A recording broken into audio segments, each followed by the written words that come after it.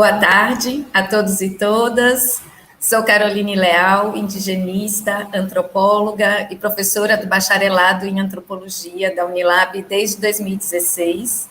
É com muita alegria que agradeço às minhas colegas e aos meus colegas do Colegiado de Antropologia pela sugestão do meu nome para receber a nossa convidada, a professora Elisa Pancararu, para a conferência de abertura da nossa terceira semana de antropologia.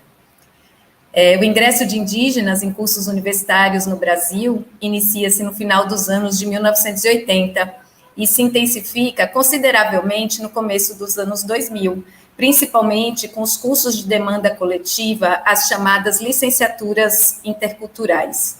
Além desses cursos, esses indígenas têm feito as suas entradas por meio da política de cotas e vestibulares específicos aos povos indígenas, de modo que a presença dos indígenas em universidades em todo o Brasil tem sido cada vez mais crescente.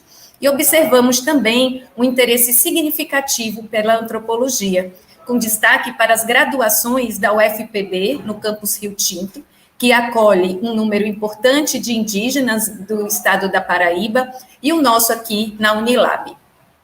Também é importante destacar a presença de povos indígenas do estado do Ceará e de Pernambuco no mestrado associado entre a UFC e a Unilab em antropologia. As indígenas e os indígenas antropólogos têm provocado reflexões e questões importantes do ponto de vista teórico e metodológico para a etnologia e para a nossa disciplina como um todo. Estamos diante de uma instigante reflexão quando o tema é a antropologia feita em casa, a apropriação dos conceitos antropológicos e a criação de novos conceitos pelas pesquisadoras e pesquisadores indígenas. Nós, da Unilab, acreditamos que esses novos sujeitos na produção de conhecimento acadêmico-científico é a grande contribuição do movimento indígena para o enfrentamento ao racismo epistêmico, para a democratização do ensino superior público e gratuito ao lado dos outros movimentos sociais e, principalmente, para a descolonização do saber na academia e em seus povos. Com essa breve introdução, a nossa conferência de abertura, eu quero agora ter a honra de apresentar a nossa convidada, a antropóloga Elisa Urbano Ramos. Elisa é uma mulher pancararu e, como as demais mulheres do seu povo, é sábia, comprometida com os rituais de seu povo e participa incansavelmente da luta por um território livre e pelo direito à educação escolar indígena. Fez parte do grupo de criação da Comissão de Professores Indígenas em Pernambuco, a COPIP, no ano de 1999, e teve participação fundamental na elaboração e implementação de um projeto de educação escolar indígena em Pernambuco, o qual foi referência para as políticas públicas de educação intercultural no Estado.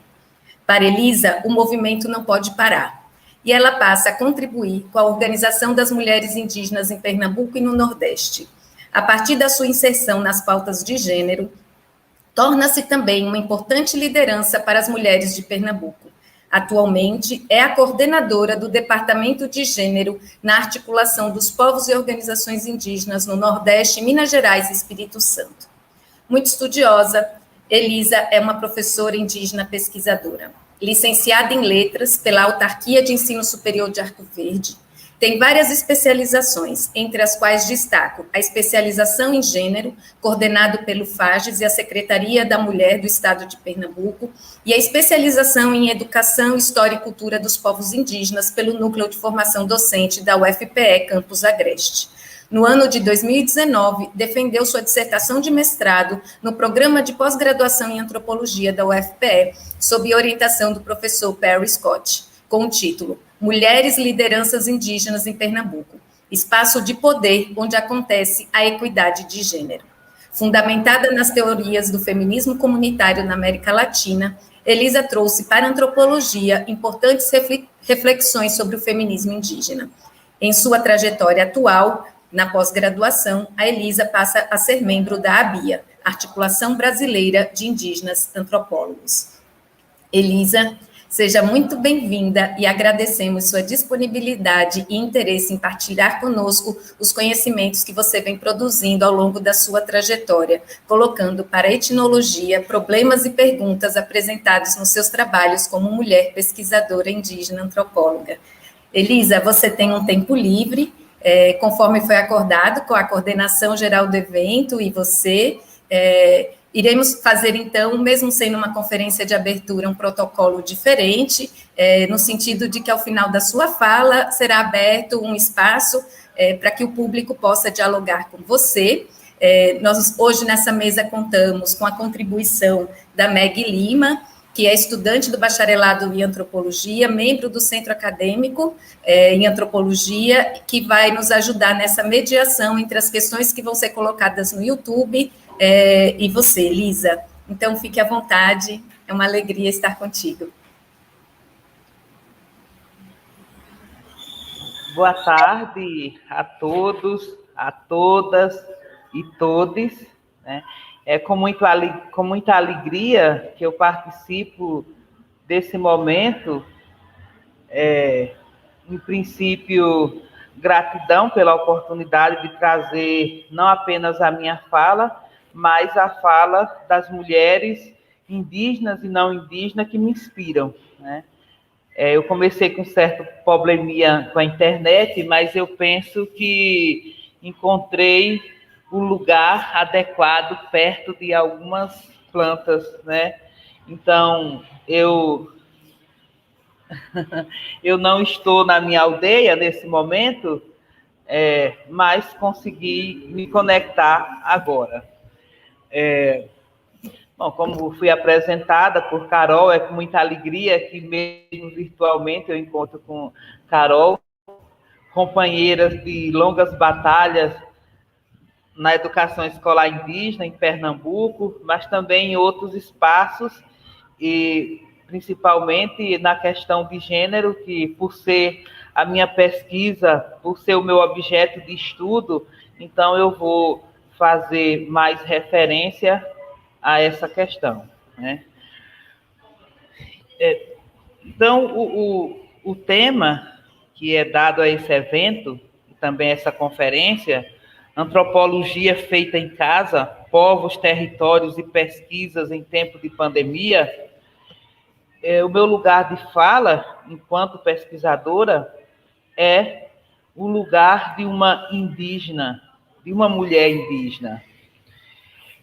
E aí nós vamos nos diferenciar, né? Porque nós vamos encontrar alguns posicionamentos na academia que vai de encontro à nossa essência indígena. Então, ao invés de estarmos distante do nosso objeto de campo de pesquisa, nós somos parte desse espaço, parte dessa pesquisa, pela relação de convivência e essência, ancestralidade, gerações, nós vamos estar junto a esse objeto, a esse campo. Não apenas por isso, mas também pela necessidade de nós, povos indígenas, falarmos por nós, de trazermos as nossas questões, não apenas enquanto pesquisas acadêmicas, mas as problemáticas que os povos indígenas historicamente enfrentam. E a academia se faz necessário que a gente traga para esse importante espaço de comunicação e de produção de conhecimento, e que, na sua história, também foi negada essa presença, não apenas indígena, mas de outros sujeitos sociais diferentes do que esse ambiente historicamente foi proposto, para que ele foi proposto, né?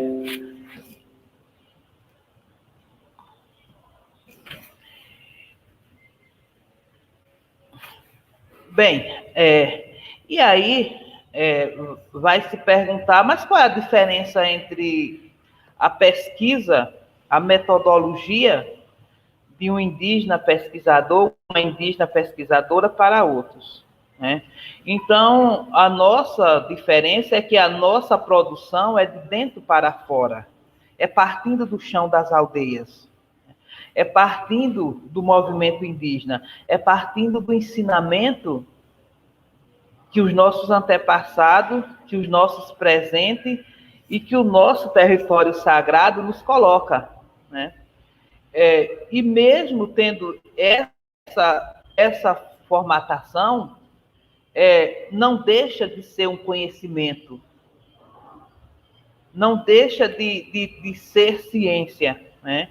E eu lembro que, apesar de ciência ser uma palavra em português, mas os meus velhos entendiam ciência como um conhecimento extraordinário, diferenciado. Eles não sabiam ler, não sabiam escrever, mas eles diziam, tem ciência. Então, ter ciência para os meus mais velhos e as minhas mais velhas era algo especial, algo extraordinário. Era como se fosse um dom. Então, ali é uma ciência. Eles não sabiam falar a linguagem da academia, mas eles sabiam definir o que era ciência. Apesar de ser uma palavra em português, mas tinha um significado. Bom, no campo da antropologia, pelo que eu venho acompanhando nas discussões, né, não apenas em Pernambuco, mas em outros estados, há pouco ou menos, né, talvez não pouco, mas menor é a produção sobre mulheres indígenas, né? E mesmo que haja uma vasta ou uma quantidade expressiva de produções sobre questões de gênero, mas o atual contexto no Brasil requer que esse debate venha para a pauta do dia. E como a nossa conversa hoje é sobre antropologia na academia, né, em tempos de pandemia ou não, mas as questões de gênero se faz necessário que venha para a pauta do dia da academia, porque se produz conhecimento, mas de todos os espaços públicos, dada a violência ou as violências que há nesse nosso país, em todas as classes sociais, em todos os âmbitos, seja privado ou seja público. Mas, em especial, eu vou trazer dados da minha pesquisa, dos meus estudos. Eu sou de uma sociedade que eu considero matriarcal também. Por que matriarcal? Porque na história do povo Pancararu está presente grandes lideranças mulheres, né? Então, mulheres que também tinham e têm a mesma voz respeitada que tem os homens, né? Então, o meu ponto de partida para estudar gênero, apesar de profissionalmente eu estar no campo da educação escolar, mas essa parte de gênero eu trago desde criança a partir das observações e das minhas relações de convivência no meu povo. Então, para falar da minha presença nesse espaço e a contribuição desse espaço na minha trajetória, eu falo a partir de dois viés. Um primeiro viés, claro, é quando criança e jovem, e até hoje, claro, eu convivi, mas principalmente a partir da minha infância, eu começo a observar como essas mulheres se destacam. Esse primeiro grupo de mulheres que eu vou falar agora. Então, esse primeiro grupo seriam mulheres que hoje nós dizemos empoderadas, ter um empoderamento. Então, eu falo de mulheres lideranças e também mulheres emblemáticas, ou seja, figuras emblemáticas, ou seja, pessoas de destaque, pessoas que se destacam. Então, quem eram essas mulheres? Quem são essas mulheres até os dias de hoje? Então, essas mulheres eram parteiras, né? Então, as parteiras na tradição do meu povo, eram figuras importantes e são até hoje. Por que figuras importantes? Porque, além de conhecedora dos saberes tradicionais, dos processos de cura, da medicina tradicional, elas eram também educadoras, são educadoras, né? Eu estou falando no passado porque estou me referindo à minha infância.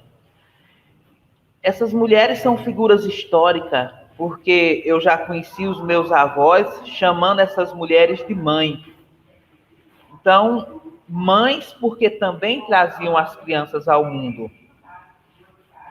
Mães porque continuavam a educar essas crianças. E esse histórico de parteira vai caminhando até os dias de hoje, apesar do bombardeio com que se tende a desvalorizar essa categoria. Então, essas mulheres emblemáticas são parteiras, mas são também curadeiras, rezadeiras, benzedeiras, conhecedoras dos rituais e participantes também. Então, eu vou encontrar aí uma equidade de gênero. E essa equidade, eu vou encontrar também uma contradição fora do meu mundo aldeia, né? Apesar da palavra equidade de gênero ser algo que pertence ao vocabulário dos movimentos feministas e da universidade, né?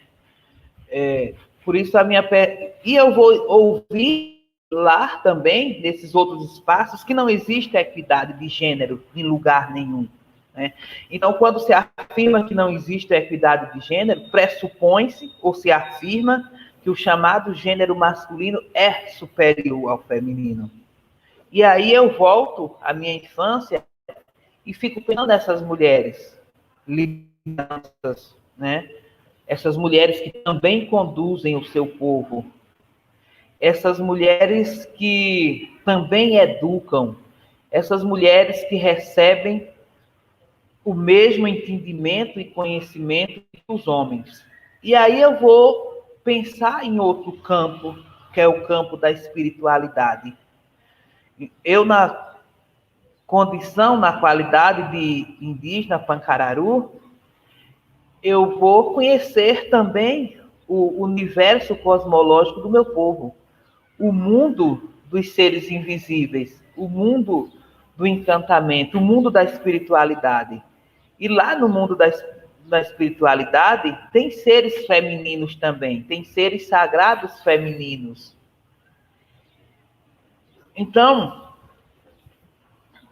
esse é um primeiro grupo de mulheres o qual me inspira a pesquisar gênero, não apenas pesquisar, mas questionar a questão das violências, das diferenças, das desigualdades e das injustiças que eu ouço e presencio com as mulheres, né?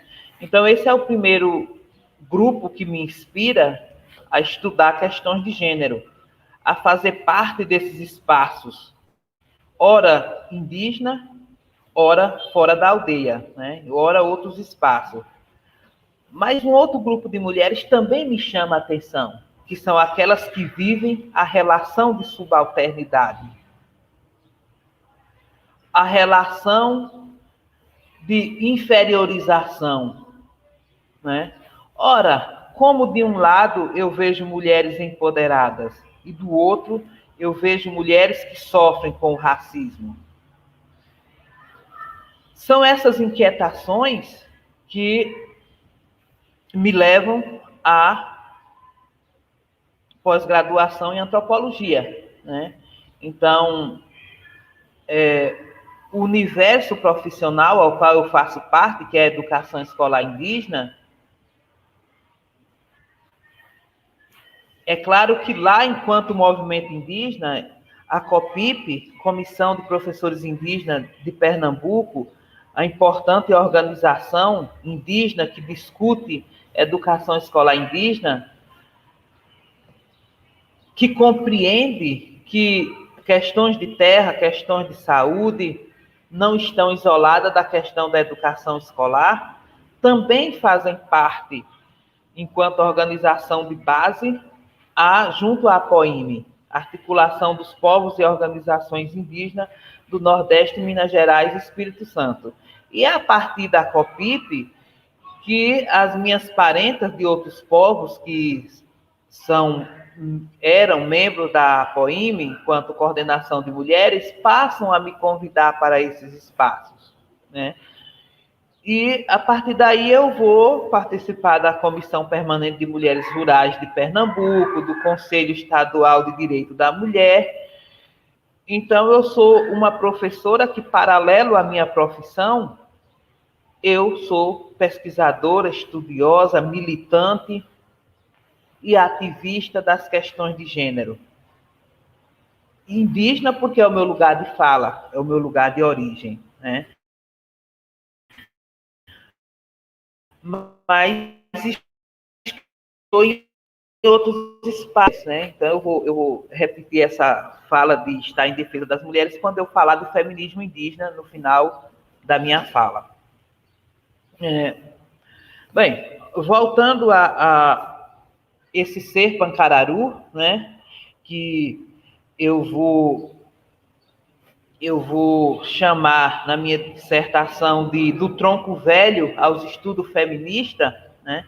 E o tronco velho é exatamente a minha inspiração a partir da minha convivência, né? No meu território. E a minha convivência no meu território é com essas mulheres que têm essa força, que têm essa voz, que têm essa luz, né? A cacique Dorinha Pancará vai dizer, alguém vai perguntar, ora, nessa aldeia não tem homem? Que essa mulher é cacique? Né? E aí eu me lembro da cacique pequena do Ceará, né? Grande, cacique pequena é só o nome, mas uma mulher grande, grandiosa, né?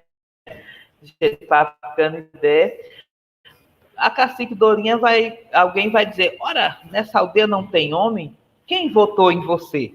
Quem lhe indicou? Ela diz, eu não fui votada, nem indicada. Eu fui apresentada pela Mãe Natureza, né? Essa afirmação é extraordinária. Mas como compreender essa apresentação que a Mãe Natureza faz de alguém no mundo? E aí nós, indígenas, vamos responder, vamos entender o que é a Mãe Natureza apresentar alguém. É essa pessoa, né, vir a esse mundo com essa força, né, com essa... E eu estou chamando de força, é exatamente a habilidade de estar ali, presente nos rituais, estar presente nas reuniões, estar contribuindo com a mobilização do seu povo. E ter uma caminhada crescente a partir dos seus rituais sagrados.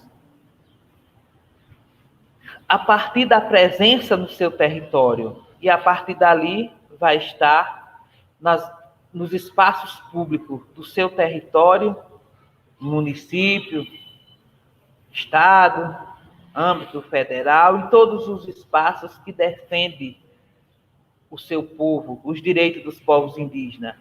Então, uma pessoa com essa luz, ela só pode ser apresentada pela Mãe Natureza, né? Ela não viria apresentada por nós humanos. Ela é uma pessoa que tem uma luz muito especial.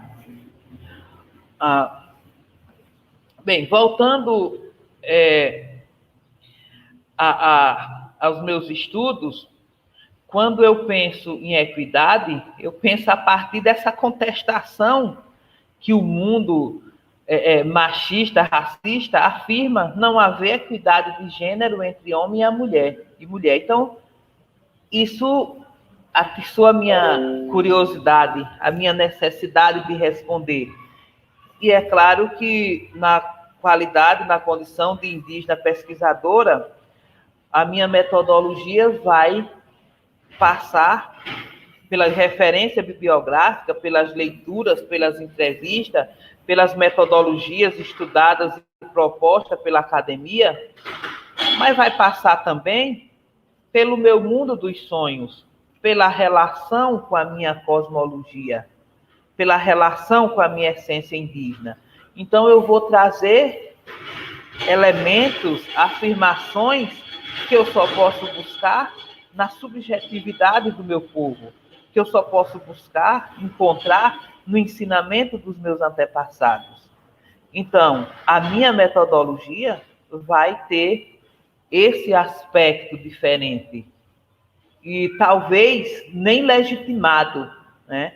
Porque os quadrados do chamado conhecimento ainda não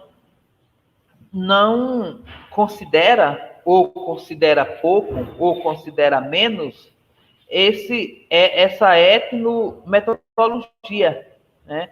Há uma pesquisadora, não é brasileira, eu não sei no Brasil, que fala de etnometodologia, né?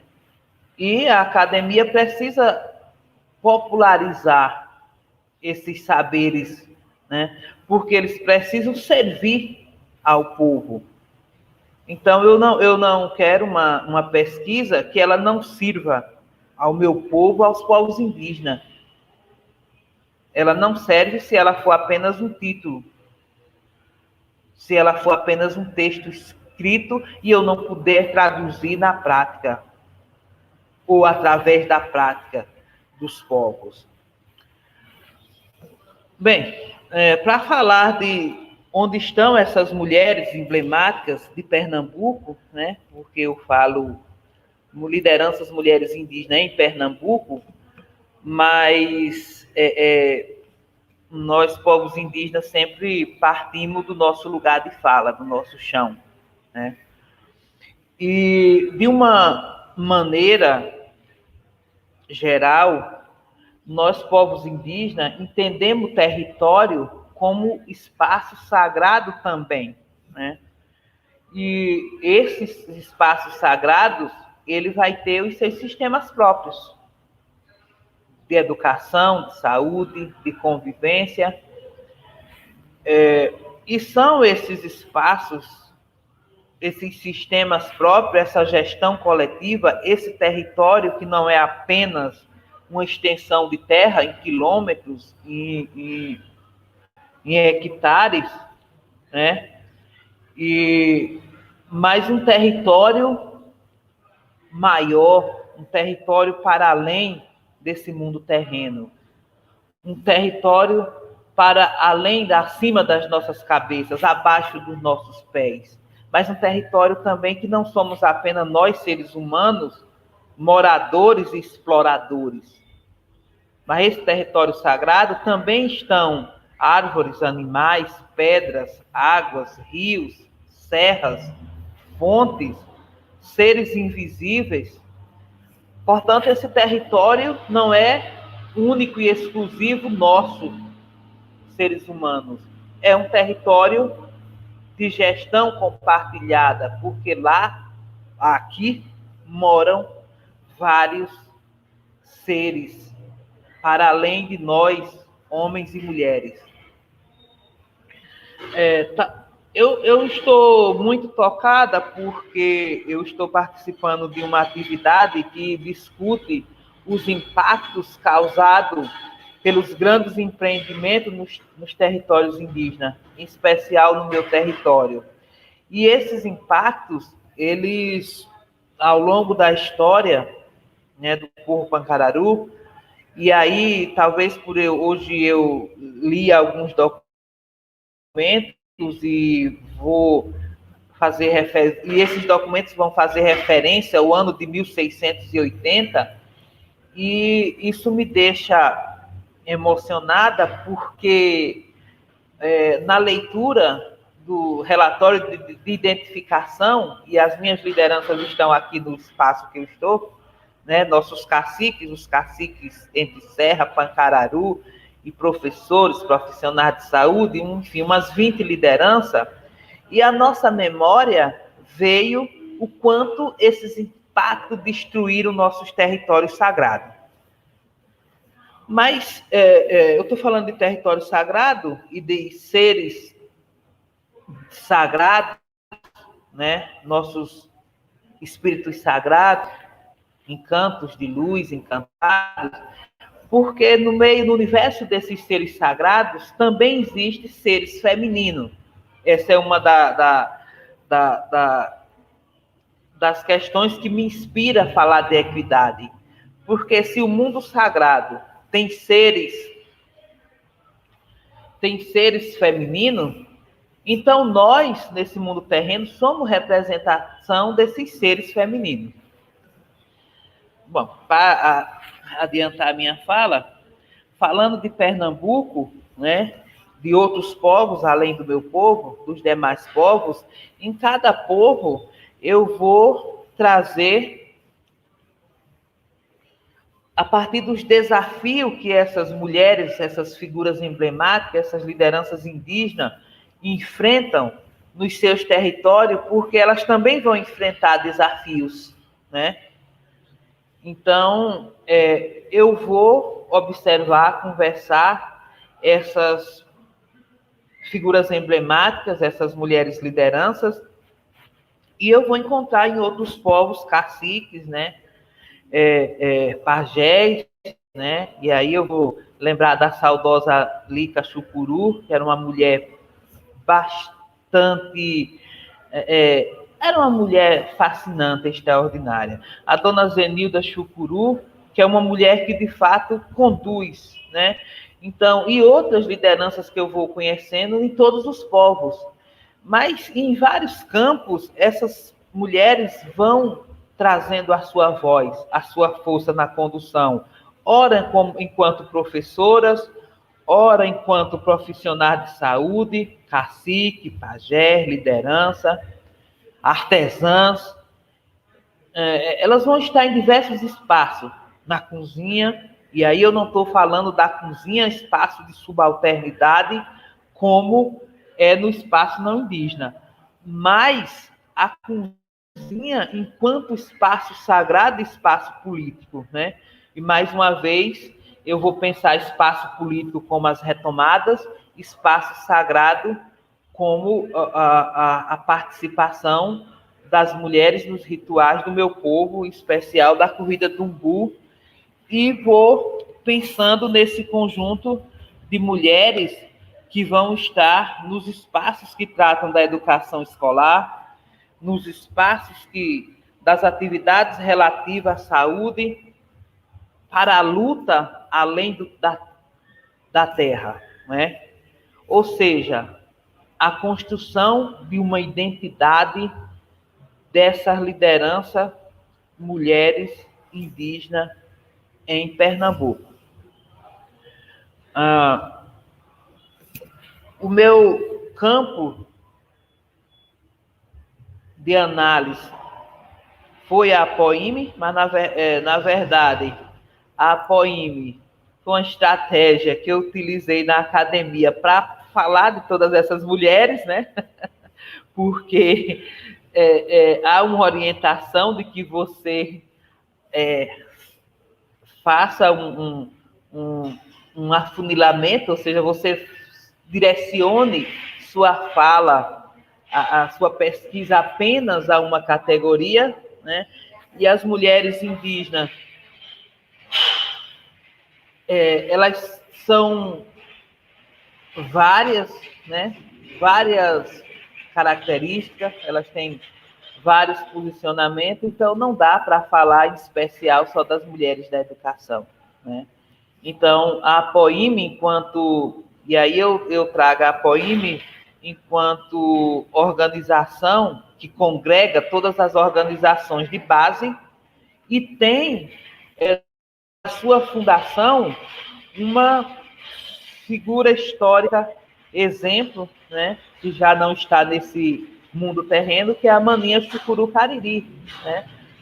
A primeira coordenadora, eu acho que única, né? Não houve outra coordenadora indígena na frente da APOIME. E aí o movimento indígena é machista mesmo, né?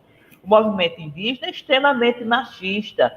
Então, ter a Maninha à frente de uma das 5 maiores organizações indígenas do Brasil é uma potencialização para nós, mulheres indígenas, e não indígenas também, né?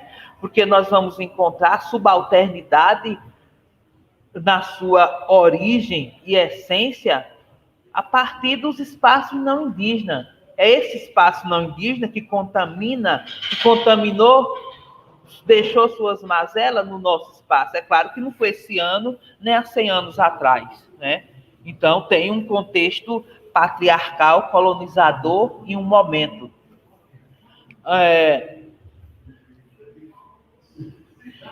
E é aí, com a presença da Maninha Chucuru Cariri, que a APOIME cria o Departamento de Mulheres Indígenas, do qual eu estou coordenadora hoje, né? E é um desafio levar a fala, a presença das mulheres para esse espaço predominantemente composto por homens, na sua maioria. Eu não estou falando apenas da APOIME, não, eu estou falando de todas as organizações no Brasil, organizações indígenas, eu quero dizer.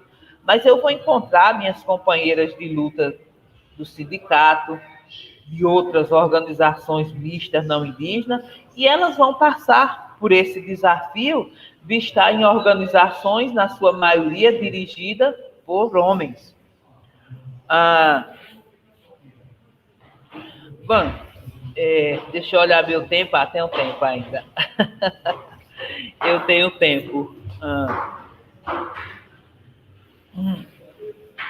Eu queria também, nessa minha pesquisa, falar sobre feminismo, né? Eu queria entender por qual motivo eu ouvia essa afirmação e durante a minha pesquisa eu fiquei espantada com uma afirmação. Não existe indígena feminista, não existe feminismo indígena. E essa discussão feita na academia e nas organizações feministas no Brasil é um tanto polêmica ainda, né? Por quê? Eu vou observar que não é só no espaço do movimento indígena, das organizações indígenas. Até porque é uma palavra que não é comum. Não é comum no espaço do dia a dia, do cotidiano. Não é comum no cotidiano, né? Ela vai estar presente na academia, ela vai estar presente nas organizações feministas, ela vai estar presente junto às estudiosas e alguns estudiosos do assunto. Então,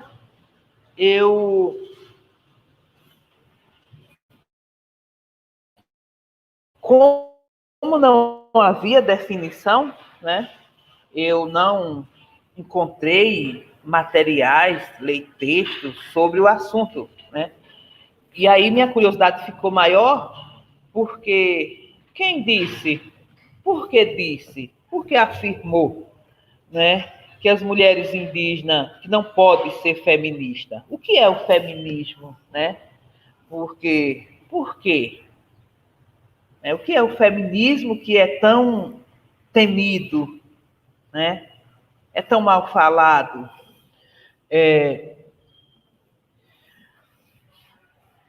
E é por essas curiosidades que eu sinto a necessidade de ingressar no espaço que se discute, que se traz essas palavras para a pauta do dia, a universidade, né? Os movimentos, as organizações feministas ou de mulheres. e era a antropologia, ainda, né, a antropologia que traz para os seus núcleos, para o seu campo, essas discussões, né? Mas durante a minha pesquisa, além dessas inquietações que eu tinha e dessa necessidade de compreensão, eu vou ler um edital, né? E eu escrevo isso. Eu vou ler um edital do ENEI, né? Sexto ENEI, que é Encontro Nacional de Estudantes Indígenas. E lá havia o seguinte texto, em um dos grupos de trabalho, vários grupos de trabalho sobre terra, saúde, educação, juventude. E o GT8, que atiçou a minha curiosidade, a minha inquietação, a minha dúvida, deu um nó na minha cabeça, quis mexer na minha pesquisa, mas ela me impulsionou. E aquele texto dizia o seguinte: o GT, o nome do GT é GT8 Mulheres Indígenas. O GT receberá trabalhos que tratem de temáticas referentes às mulheres indígenas.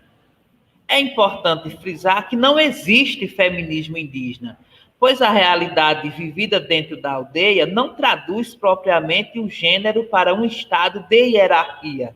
Porém, fora de suas aldeias, muitas mulheres indígenas ficam à margem da violência nacional e sofrem do mesmo mal que assola a mulher brasileira. Esse parágrafo, ele me diz até hoje muito, me disse muito, me diz muito, mas fez com que eu procurasse, né, compreender por que, quem afirma, né?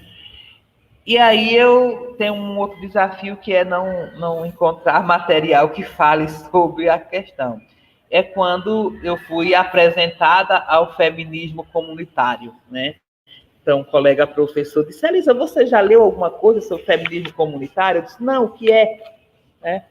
E ele me apresenta me dá vários materiais, mas, claro, o mais importante, que é o da sua precursora, né, que é a Julieta Paredes, uma mulher indígena do povo Aymara da Bolívia, que traz o feminismo comunitário, né, que define, que fala dos seus eixos, né, eixos em português, né, porque em espanhol vai ser envelopes, né, e eixos em português.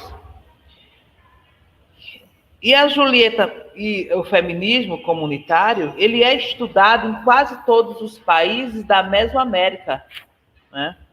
Ele é estudado nas universidades do Equador, do México, de quase todos os países. Um pouco tímido aqui no Brasil, mas enquanto referências, eu vou ler esses textos da Julieta Paredes, da Rita Segato, da Caroline Mendonça, e eu vou sobre a saúde indígena, né, sobre a educação escolar indígena, e são esses, a Constituição Federal, a LDB, eu vou encontrar esses aspectos,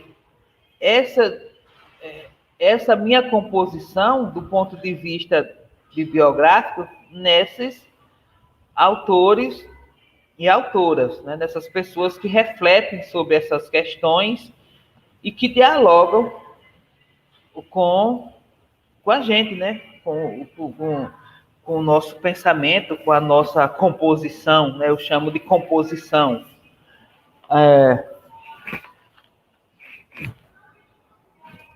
Bem, e esse feminismo comunitário, claro que é lá que eu vou encontrar, não é apenas uma referência bibliográfica, não, mas é onde eu encontro a essência indígena, né?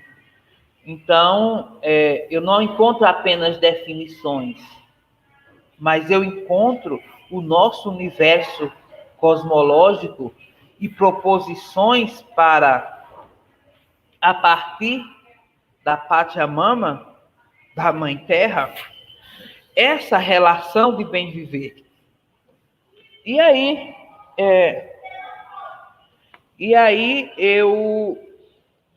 claro que eu vou trazer uma discussão e até uma defesa, porque nós somos chamados a justificar.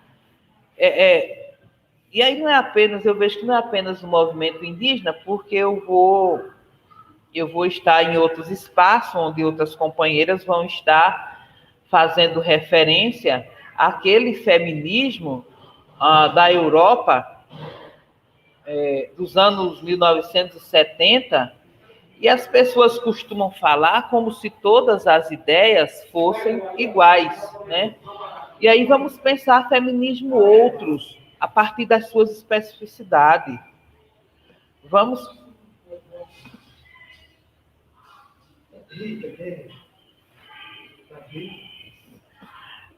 e aí vamos pensar feminismo outros, né?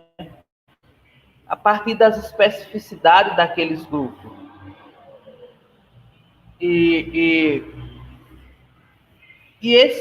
mesmo que os feminismos sejam diferentes nas suas formas de definir, de pensar, algo é comum, né? Algo é comum, porque nenhum feminismo propõe esse lugar de subalternidade para pessoa alguma. Propõe a relação de igualdade, de direitos, de justiça, inclusive para os homens, né? E eu vou pensar feminismo indígena a partir da essência, né, dessas mulheres que partem do chão da aldeia.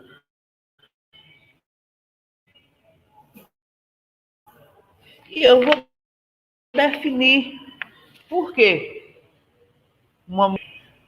Eu vou ler os textos quando eu digo só poderia ser definido pela mulher indígena, não é que fosse propriedade nossa. Não, não é isso.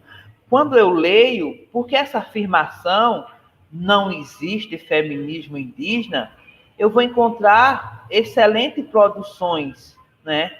Como da Angela Sacre. É uma produção histórica. É uma produção histórica sobre as organizações de mulheres indígenas no Brasil.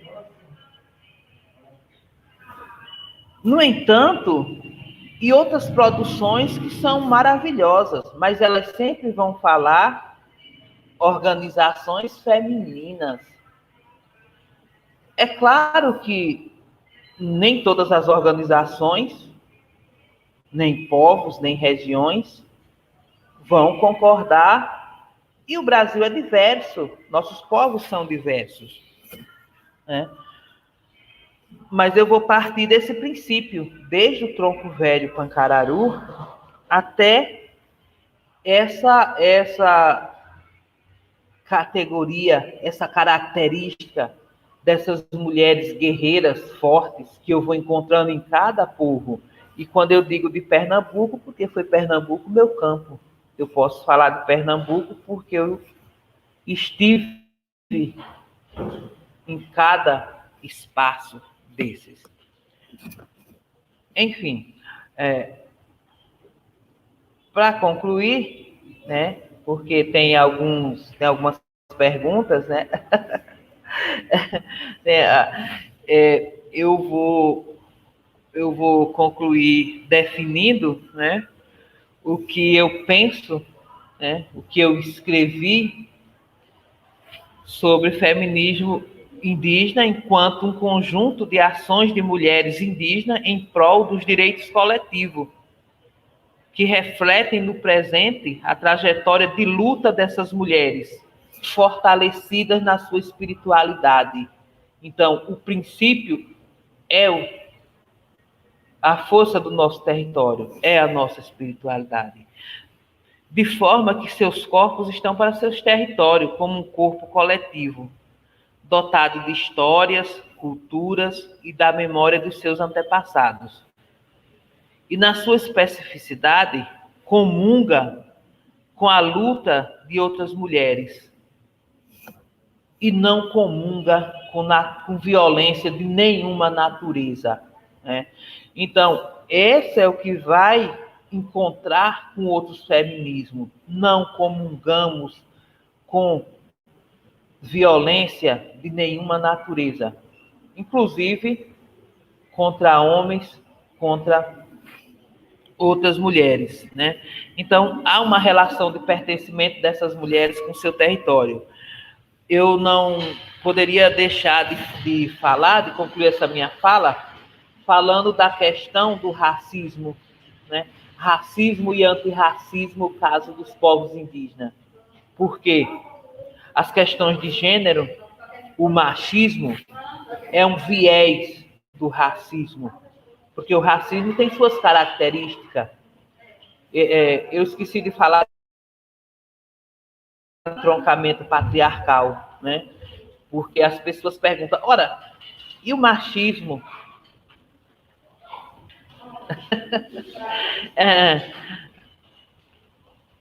Ora, por acaso no seu povo, nos povos indígenas, não existe patriarcado? Nunca existiu?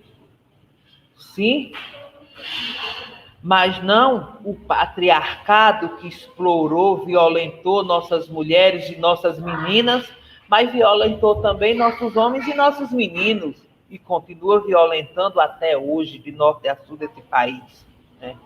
Porque esse patriarcado é um viés do racismo, e o racismo é branco, é homem, é hétero, é cristão, é patriarcal e é capitalista. E esse conjunto de características, eles exploram e assolam em todo e qualquer espaço. É claro que as mulheres em uma dimensão maior, né?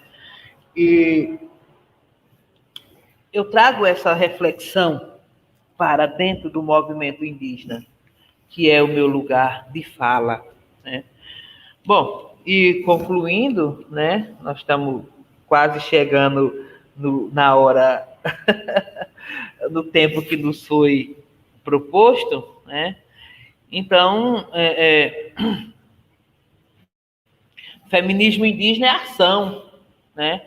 É uma ação contínua, porque ela começa com essa relação de pertencimento que essas mulheres têm com seus territórios, esse pertencimento com suas organizações sociais.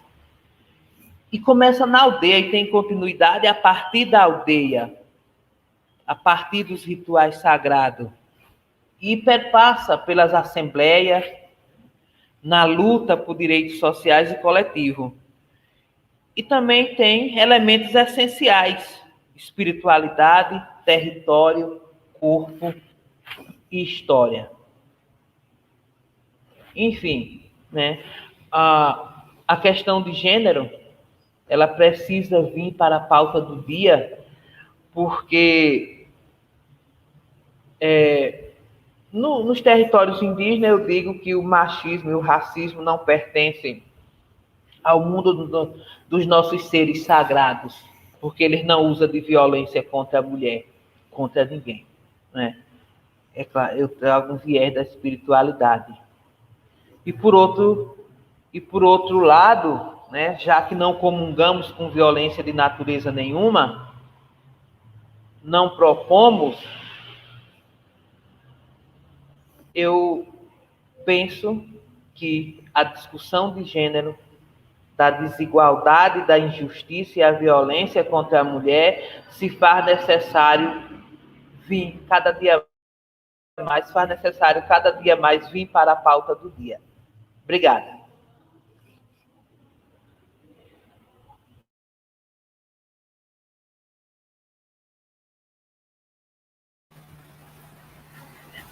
Professora Elisa, muitíssimo obrigada por suas provocações, por compartilhar conosco suas inquietações. Acho muito importante situar historicamente essas problemáticas que Elisa destaca e que a levou, né, ao mestrado em antropologia, porque, de fato, eu, inclusive, fiz parte disso, de um momento de muita ingenuidade de nós indigenistas e das mulheres indígenas em colocar em suspeição a questão do feminismo, né? Como Elisa coloca, né, um medo sem sentido, porque é óbvio que as pautas, as agendas estavam completamente vinculadas aos problemas contemporâneos, e a gente não podia, né, se prender numa perspectiva única de um feminismo, né, das mulheres brancas de classe média, e aí vem Elisa tensionar, a gente pode ser violentada, mas a gente não pode ser feminista? Quem disse que não pode ser feminista, né? Então, assim, a Elisa educou a nós, indigenistas, que de alguma forma estávamos ali contribuindo com a educação, nos instigou e também acabou, a partir da sua produção, né, na antropologia, mas antes disso, no próprio movimento, contribuiu significativa para uma virada, né, no pensamento das mulheres indígenas, não só em Pernambuco, mas em todas as regiões por onde a Elisa circula, seja no Brasil e também fora do Brasil. E aí, Elisa, várias questões no chat, no YouTube, muitas pessoas agradecendo pela partilha dos seus conhecimentos, indígenas daqui do Ceará, alunos da Unilab. Quero destacar aqui que você tem colegas do PPGA, da UFPE também, do LAC e do NEP, né, colegas da antropologia que também passaram, foram formadas por lá e que continuam atuando. Muita gente legal aqui. Também queremos agradecer a presença significativa das estudantes e dos estudantes da Unilab, do BHU, da antropologia, das outras terminalidades. Sua colega, Juliana Alves, mestranda em antropologia, aqui na Unilab, na UFC, filha da Pequena, da Cacique Pequena, com quem vocês, mulheres indígenas, e nós temos aprendido tanto, né? Muito feliz. Então, Elisa, tem aqui algumas questões, vamos lá. Deixe-me ver, vamos lá. Pronto, a sugestão Elisa, eu vou ler as questões que já estão aqui, são duas, e você tem uma média de 5 minutos para respondê-las. A primeira é do J. Rodrigues, ele diz: professora Elisa, quais as outras e outros indígenas pesquisadores, mestres do saber e troncos velhos, encantados ou ainda entre nós, dialogam com teus estudos e como se dão essas interseções e reflexões cruzadas? Está aí, ó, no chat. Quais os outros indígenas pesquisadores, mestre do saber e troncos velhos, e também encantados ou aqueles entre nós, estão aí dialogando com os teus estudos? Eu repeti porque eu acho que eu li mal. Depois, tem a pergunta do nosso colega, o professor Juan Carlos, ele é antropólogo, do nosso colegiado. Ele diz: por favor, Elisa, fale um pouco mais sobre as tensões e negociações das antropólogas indígenas na universidade e na antropologia de um modo geral. Ele complementa colocando que é no campo mesmo das disputas epistemológicas. Deixa eu ver se tem mais alguma.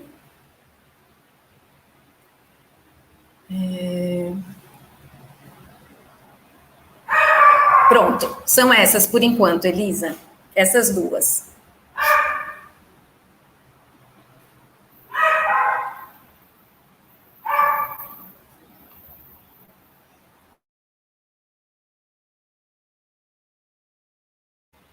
Elisa, seu microfone está desligado.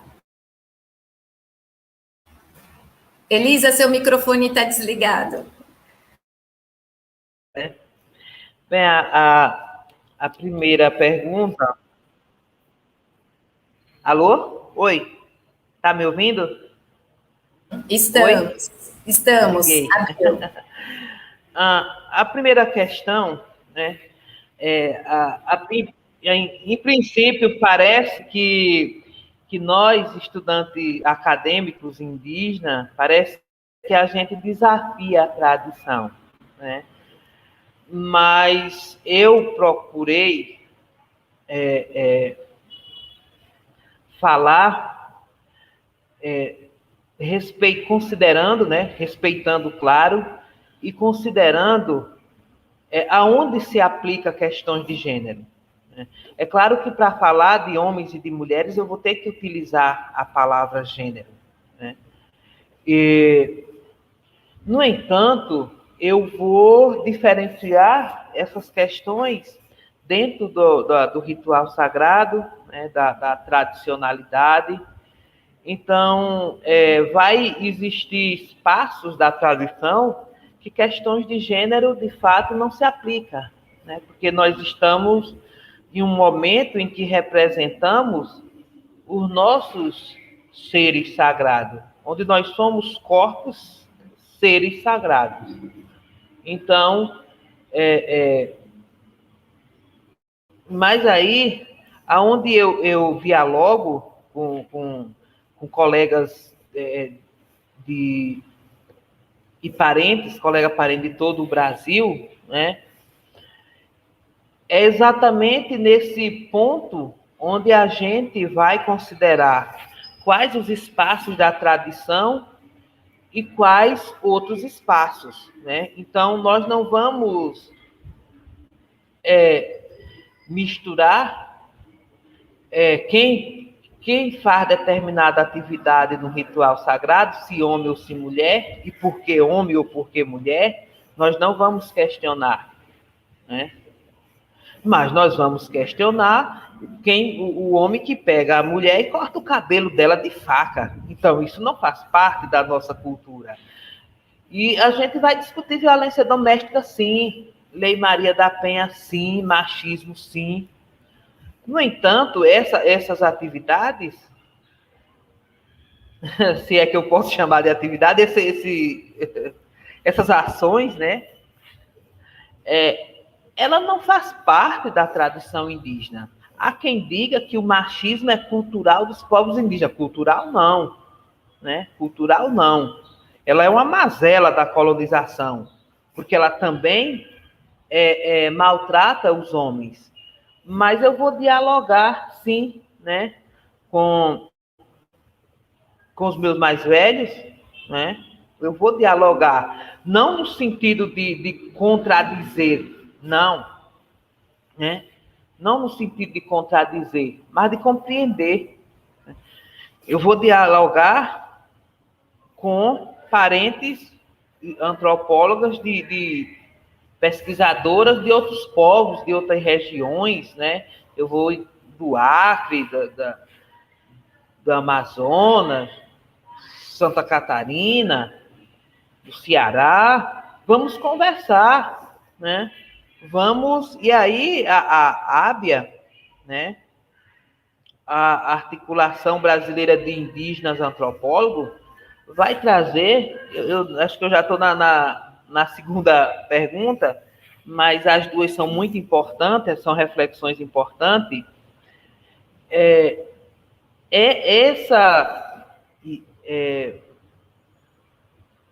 Esse papel, nós indígenas antropólogos, nós temos um papel dentro dos nossos povos, né?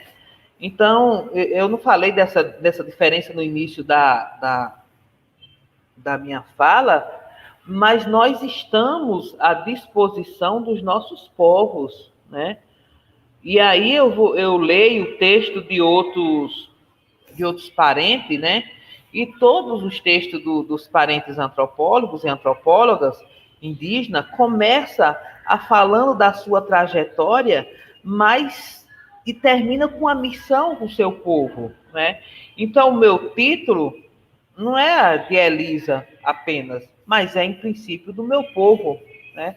E aí a academia vai achar como esse título não é dela, Como? Não, ele está no meu nome, mas o conhecimento, chamado conhecimento, eu não produzi sozinha. Aliás, ele já estava produzido, né? Eu apenas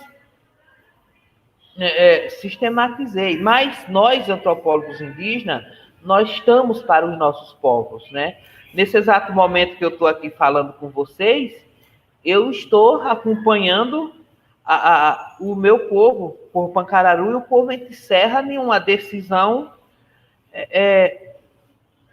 em uma discussão bastante delicada, que é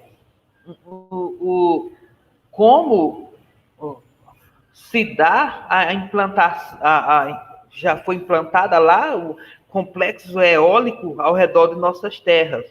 Então, eu estou aqui junto com o meu povo, né? E assim são os meus parentes em todos os estados, todos os territórios, eles estão na luta, eles estão nas organizações, no movimento, nas assembleias. E esse conhecimento acadêmico, eles é exatamente para isso, em prol das nossas lutas. Claro que é em prol de produzir conhecimento, porque hoje eu falo pela justiça não apenas de mulheres indígenas, mas de mulheres não indígenas também, né? Eu vou investigar a gênese de certas violências, porque há a gênese, o começo, porque justifica. O que justifica uma mulher ser espancada, estuprada, morta? Há uma gênese, né? Eu não sei se respondi, mas é isso.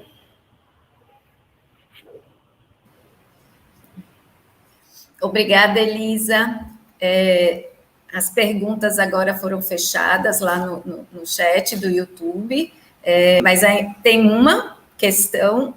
Aliás, né, vários colegas e colegas, professores da Unilab, professoras, estão aqui parabenizando a sua fala e agradecendo a você, tá? Depois você pode conferir lá na gravação. Tem estudantes e outros colegas que estão aqui também colocando mais questões, mas a gente está selecionando quem ainda não foi contemplado, tá? Então, eu vou abrir agora a última questão, que é da Regilene. Ela é doutoranda em antropologia na UFBA e fez mestrado na antropologia da Unilab, pesquisou as mulheres Genipapo Canidé, tá?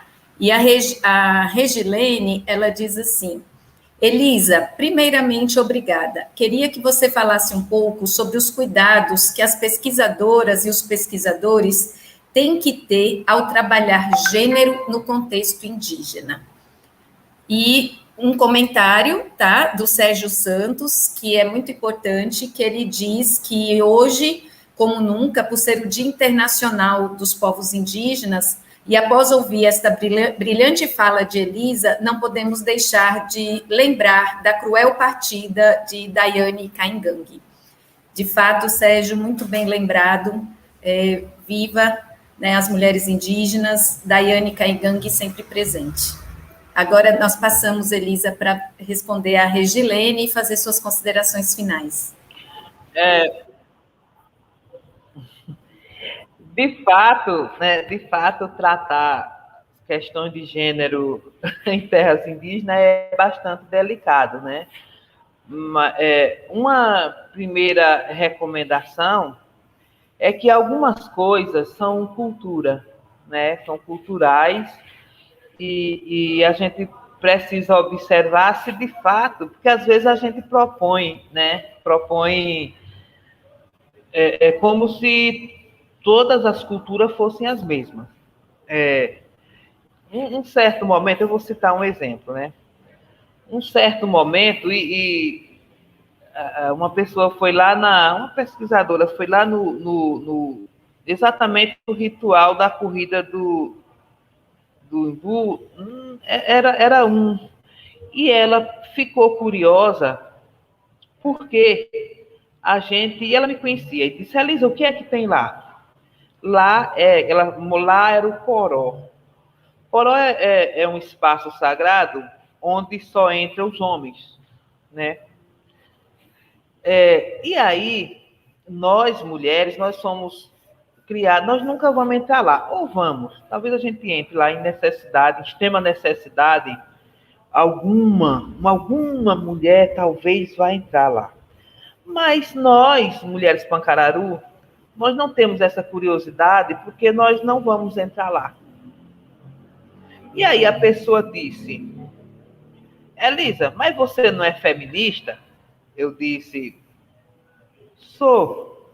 E por que só quem entra lá é os homens? Você nunca viu? Eu disse, não, eu nunca, embora já alguma vez na minha vida eu tenha ido.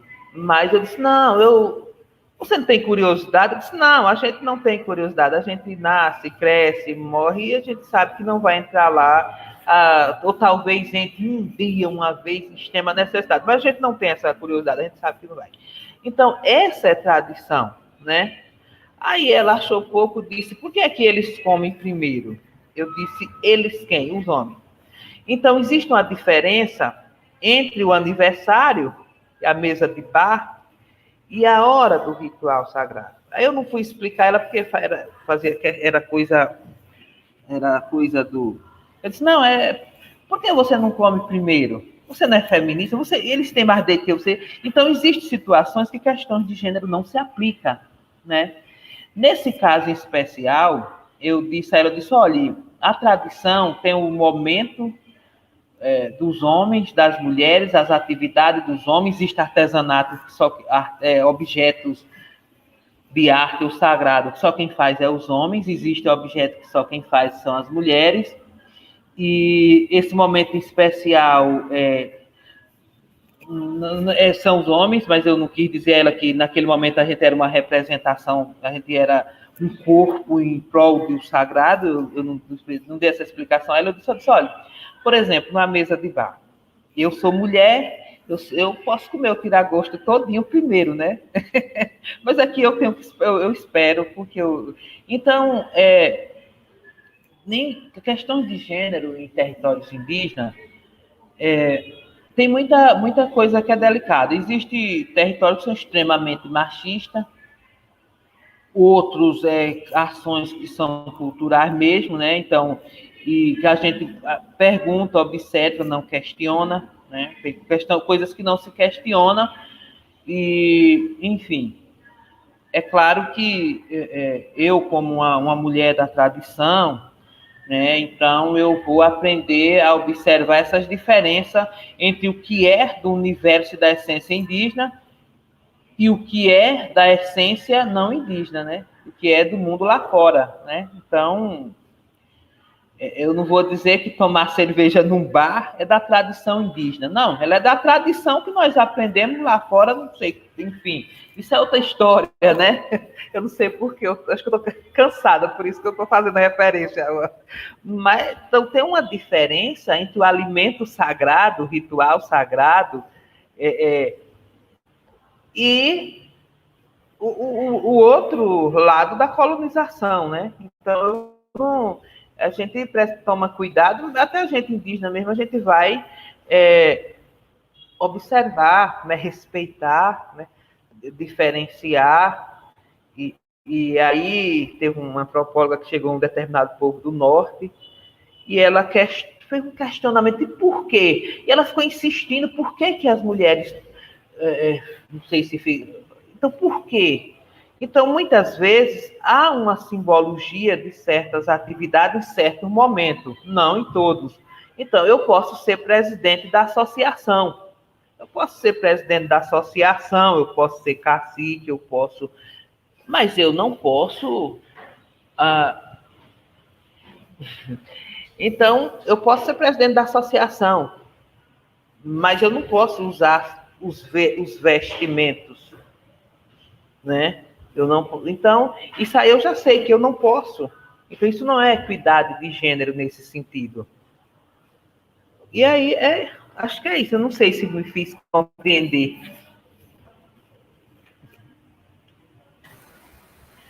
Elisa, querida, fez sim.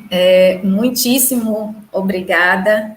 Eu acho que a nossa conferência de abertura, né, encerra hoje com chave de ouro, né, com a antropóloga Elisa Pancararu contribuindo aí, mexendo com a nossa cabeça, né, para esses deslocamentos dos conceitos e as interpretações na antropologia.